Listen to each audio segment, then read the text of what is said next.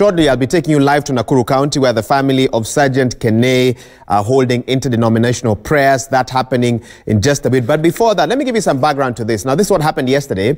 The Directorate of Criminal Investigations discounted the suicide theory in the death of Sergeant Kipyegon Kenei, a guard at the Deputy President William Ruto's Harambee House Annex offices. Well, the country's top detective, George Kinoti, holds that Kenei was murdered by unnamed people well known to him, and it was stage managed to look like a suicide, ostensibly to cover the crime. Though he declined to disclose the next course of action, DCI's head of homicide section, that's Martin Nyuguto, believe that there's a 100% link between Kenei's killing and the ongoing multi-billion shillings attempted con game involving former Sports Cabinet Secretary Rashid Echesa. Let's get more now from Francis Gashuri. The dramatic disappearance of Sergeant Kipyegon Kenei, a top security guard at Harambee Annex, and subsequent finding of his lifeless body at a one-room house in Imara Daima's Villa Franca estate sparked anxiety and curiosity almost in equal measure. Are we investigating suicide or is it murder? 2 weeks later, the Directorate of Criminal Investigations is dismissing the suicide theory, notwithstanding a suicide note allegedly written by Kenei before his demise. It was not actually suicide, but it was cold murder, which was well executed, stage managed, but unfortunately, our experts here are smarter than the cold killers. Forensic experts and detectives from the Homicide Department at the Directorate of Criminal Investigations visited the scene of crime and reenacted the events that could have led to Kenei's death.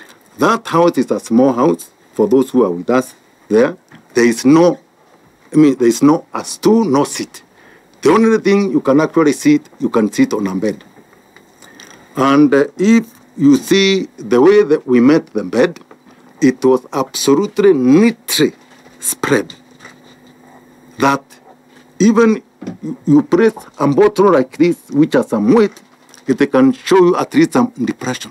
That forensically, what we call forensic examination. At least there is something, some weight, somebody, but it was absolutely uniform, showing there was absolutely no disturbance. Questions being raised on why police officers who first went to the scene picked Kenei's body and drove to Embakasi police station with it instead of the city mortuary.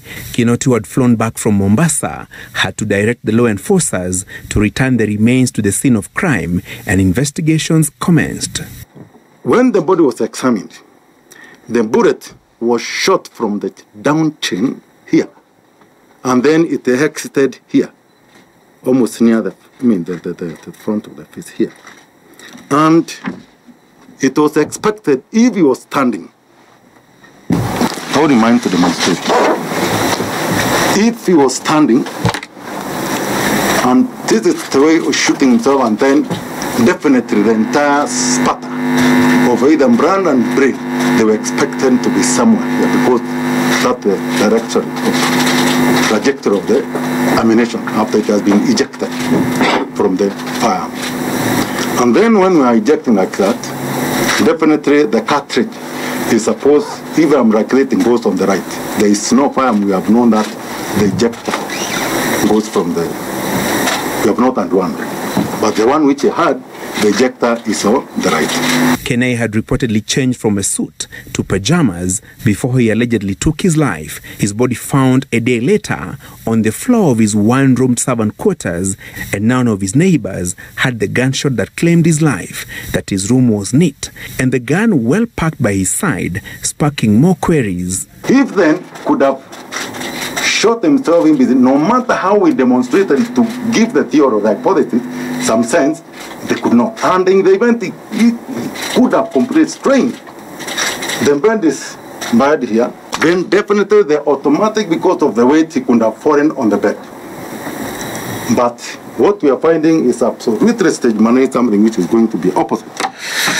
So who wanted Kenei dead and why? Kenei will be buried on Saturday, and sources at DCI disclosed that prime suspects of his murder could be arrested as soon as tomorrow. Francis Gashuri, Citizen TV. So according to that story by Francis Gashuri, possible arrest beginning today, burial set for Saturday. But let me tell you about what's happening right now. Well, the family of the late Sergeant Kipyegon Kenei are set to hold interdenominational prayers for their departed son today at the Umash Funeral Home in Nakuru County. That's ahead of his burial at their family home in Chemasis, Solai, Nakuru on Saturday. Family, friends and Nakuru residents will also get a chance to view his body. This coming just a day after the DCI released CCTV footage tracing the last steps of the late at his workplace. Well, let's now bring in Marianne Nyambura, who's live for us in Nakuru County. Marianne, a sad occasion, I can imagine. Briefly, what details may you have about the program both today and tomorrow? Well, Wahiga, indeed, that's true. We have been duly informed by the family members led by the father, John Chesang, is that the body has already left Chiromo mortuary in Nairobi and is set to be here in the next 3 hours or so. And that is when the family members, as well as the friends and leaders, religional leaders, are set to gather here just to pay their last respect to one ahead of tomorrow. So today it's just basically about having a prayer session which will happen in the next 3 or 4 hours when the body arrives here at Umash Funeral Home. And then the family members will gather here, have that prayers for him, and then the body will be here, will be preserved here at the Umash Funeral Home ahead of tomorrow, whereby the burial is already set for their home in Chemasis village, which is in Rongai sub-county here in Nakuru. But of course, the family members yesterday, they had it was a fresh wound. It was a fresh wound actually the moment after the DCI released the CCTV footage. Of course, the family members, this is something that which is a bitter pill for them to swallow. Again, remember, since the body of the late Kipyegon Kenei was discovered on 21st of February, is that the family members sought so many answers in regards to his death. Remember, just 2 days before that, he had spoken to his wife at around 9:51 p.m. They had a conversation about a friend who had come here just to, in Nakuru, at their home in Chemasis, Nakuru County, just to visit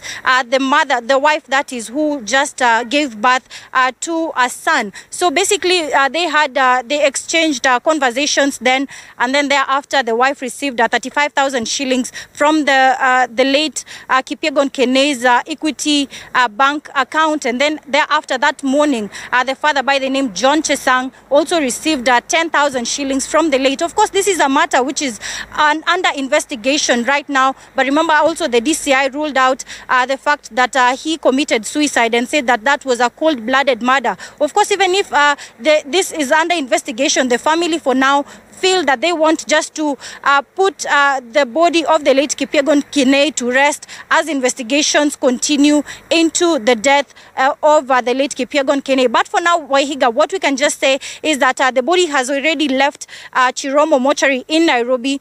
It is said to be here in the next 3 hours or so, and then thereafter the family members as well as the friends and leaders, religional leaders, will also gather here for the interdenominational prayers. Thereafter, tomorrow, the burial will take place at the Chemasis home in Rongai sub-county, Nakuru. Marianne Nyambura there, thank you so much for speaking to us live from Nakuru County, where interdenominational prayers, of course, by the family of the late Sergeant Kipyegon Kenei, set to take place in the next 3 or 4 hours. And we've been informed that the body has left Chiromo in Nairobi en route now to Nakuru.